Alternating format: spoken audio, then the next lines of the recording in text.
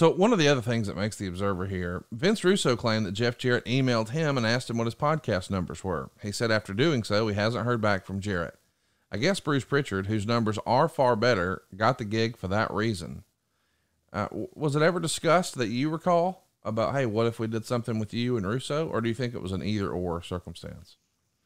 I mean, Jeff told me that he was talking to Russo and that there was, I don't know, Jeff and Russo have always kind of had a weird relationship. Right. I think they both kind of tell you that, but I wasn't involved in any of the dealings with Russo, but you know, Jeff did say that things broke down with Russo and that he was thinking about possibly doing something with Russo as well, but just didn't want to go down that rabbit hole again.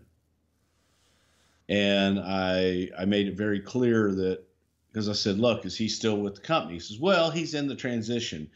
I said, okay, I don't want to deal with him at all.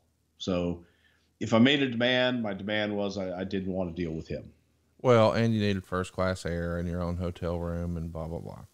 Well, in that, but yes. So Dean Broadhead, everybody wants to know, what's the heat, brother?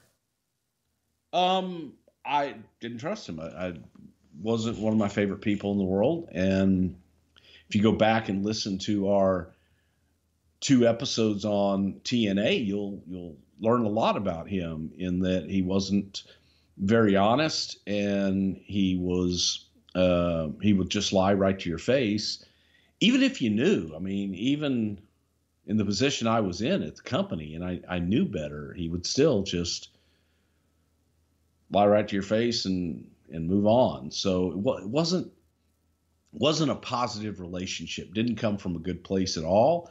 And I had no desire, you know, Dean and the other, Joni Kenny from Panda were 2 of the people that were so involved in talent not getting paid for so long. Right.